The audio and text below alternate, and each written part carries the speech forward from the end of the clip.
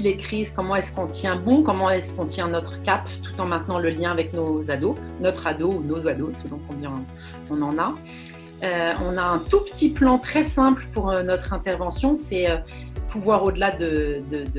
nos introductions et présentations, pouvoir nous pencher sur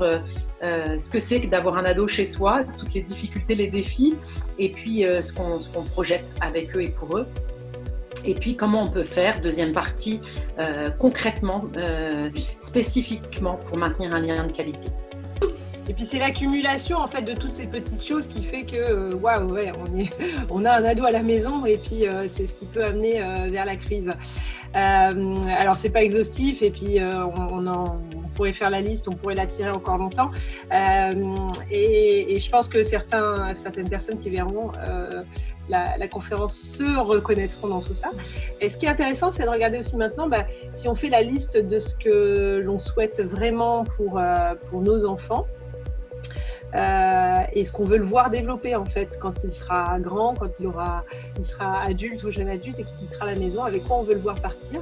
et on aurait quelque chose qui ressemblerait à ça. Donc on dirait que la confiance en soi, c'est quelque chose qui ressort systématiquement, l'estime de soi, le respect de soi et des autres, le sens de l'effort, c'est des choses qu'on a envie qu'il développe, le goût du travail bien fait, la curiosité intellectuelle, l'esprit critique,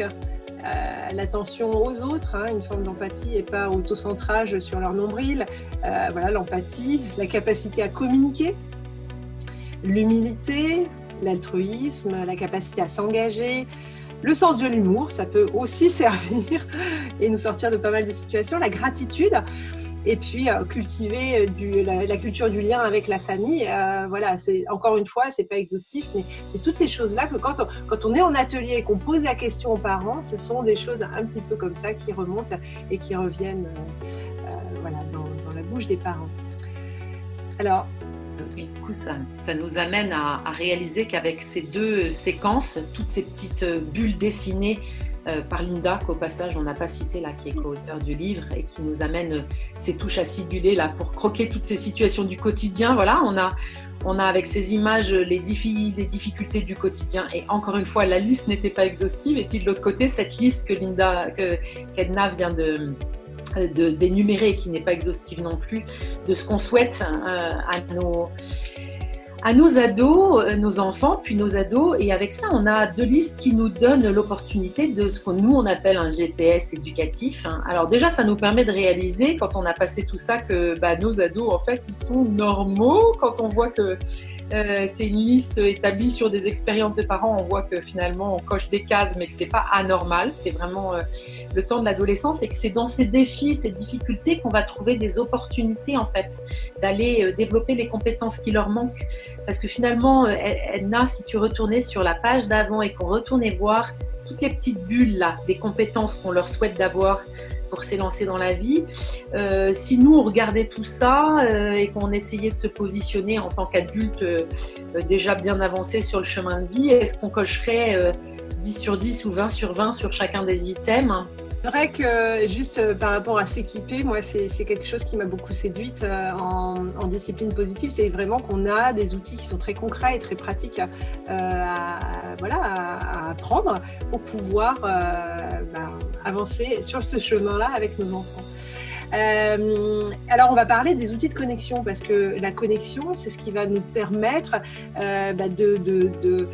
de restaurer le lien quand il s'est tout effiloché, de retisser le lien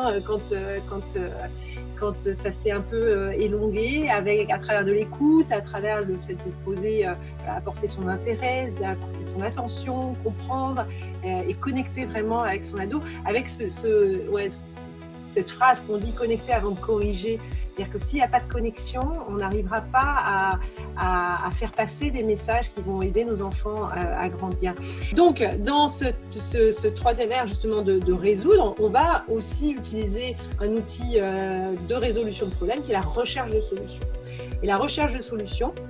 eh bien, on la propose en 7 étapes que l'on va décliner et que l'on va mettre en place avec notre ado. Et je vais vous les détailler. Donc, la première étape, c'est d'exprimer un constat en disant, ben voilà, je remarque que nous avons un problème avec ça et voilà ce que j'aimerais ça. Le deuxième, j'aimerais qu'on en parle, j'aimerais qu'on trouve des solutions. Le deuxième, ça va être de demander à son enfant son point de vue sur le problème qu'on évoque et de nous dire ce qu'il ressent. Et en fait, quand on fait ça, l'enfant va se sentir, l'ado va se sentir écouté, va se sentir entendu, va se sentir impliqué et sera plus disponible aussi pour entendre ce que nous, on a à dire.